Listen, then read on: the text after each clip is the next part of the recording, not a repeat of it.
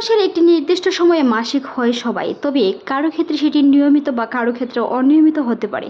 তবে নিয়মিত মাসিক হওয়ার পরও বারবার চেষ্টা করার পরে রেজাল্ট নেগেটিভ আসছে, সন্তান হচ্ছে না। আজকের এই ভিডিওতে আলোচনা করব কয়েকটি গুরুত্বপূর্ণ বিষয় নিয়ে। আশা করছি যে ব্যক্তিগত ভুল ত্রুটি রয়েছে বা সহবাসের আগে এবং পরে বা মাসিকের সময় এই ভুলগুলো করার কারণে কিন্তু সন্তান হবে না, সেই ভুলগুলো আজকে জেনে নিতে পারবেন। প্রথম যে টিপস সেটি হচ্ছে ওভুলেশন টাইম। গর্ভধারণ করার জন্য সর্বপ্রথম টিপসটি হচ্ছে ওভুলেশন টাইম অর্থাৎ ডিম্বাস্ফোরণ। প্রত্যেক নারীর মাসিক যখন হয় তার 13তম দিন থেকে 18তম দিনের ভিতরে জরায়ু থেকে একটি ডিম্বাণু নির্গত হয় সন্তান হওয়ার জন্য। অর্থাৎ সেই ডিম্বাণুটি যখন মায়ের জরায়ু থেকে বের হয়ে আসে, সেই সাথে যখন শুক্রাণু মিলিত হয় তখনই গর্ভধারণ সম্ভব হয়ে থাকে। আর যদি ডিম্বাণুটা আপনার জরায়ুর ভিতরে থাকে, সহবাস করে থাকেন, সেই ক্ষেত্রে কিন্তু সন্তান হবে না। তাহলে ডিম্বস্ফোরণ হওয়াটা খুবই গুরুত্বপূর্ণ। যাদের রেগুলার মাসিক আছে তাদের ক্ষেত্রে 13তম দিন থেকে 18তম দিনের ভিতরেই ওভুলেশন টাইমটি হয়ে থাকে। এছাড়াও শরীরের বিভিন্ন লক্ষণের মাধ্যমে বোঝা যায় আপনার ডিম্বস্ফোরণ হয়েছে কিনা। নারীদের ক্ষেত্রে বিশেষভাবে সাদা স্রাব যায়, এটা হালকা তরল অংশের মতন সাদা কিংবা ডিমের সাদা অংশ মতো চেপে ধরার মতো লম্বা হয়।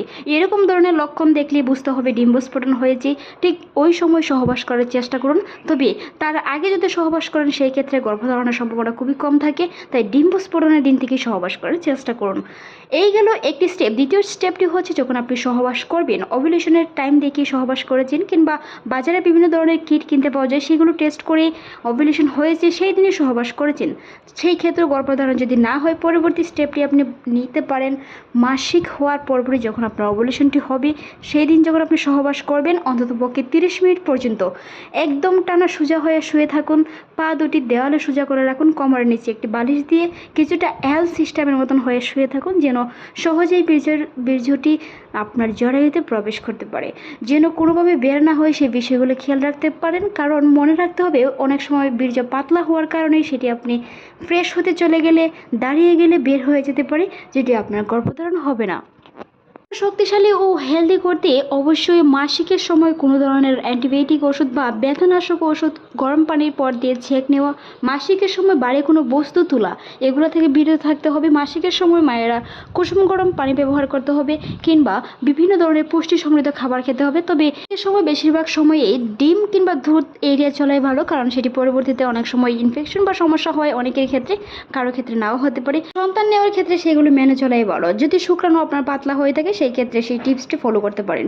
মনে রাখতে হবে অন্ততপক্ষে 30 মিনিট পর্যন্ত শুয়ে থাকুন টানা। মনে রাখবেন নড়াচড়া কম করুন যেন বীর্যটি বেরিয়ে না যায়, সেই বিষয়ে খেয়াল রাখতে হবে। সহবাসের আগে পুষ্টি সমৃদ্ধ খাবার অবশ্যই পার্টনারকে খাওয়াতে হবে, কারণ বীর্যটি যখন আপনার জরায়ুতে প্রবেশ করবে সেই শুক্রাণু যদি হেলদি ও শক্তিশালী না থাকে সেই ক্ষেত্রে কিন্তু ডিম্বাণুর কাছে পৌঁছতে পারবে না। সেই বিষয়গুলো খেয়াল রাখতে হবে। মনে রাখবেন যখন আপনি সহবাস করবেন পুষ্টি সমৃদ্ধ খাবার, পর্যাপ্ত পরিমাণে পানি, হেলদি ও পুষ্টি সমৃদ্ধ খাবার খাওয়ার চেষ্টা করুন। দুশ্চিন্তা মুক্ত থাকুন। সহবাসের সময় দুশ্চিন্তা করলেও হরমোনের বিভিন্ন ধরনের পরিবর্তন হতে পারে, সেই বিষয়গুলি খেয়াল রাখতে হবে। কারণ সহবাসের সময় বিভিন্ন ধরনের দুশ্চিন্তা উঠে নামা থেকে বিভিন্ন ধরনের সমস্যার কারণেও কিন্তু সেগুলো পিছিয়ে যায়। তাই সহবাসের সময় কোনো ধরনের দুশ্চিন্তা কিংবা বিভিন্ন ধরনের চিন্তিত হুড়াতাড়া না করে মনে রাখবেন সেই বিষয়গুলো যেন সন্তান ধারণ হয়, সেই ক্ষেত্রে কিন্তু আপনাকে মিলন করতে হবে।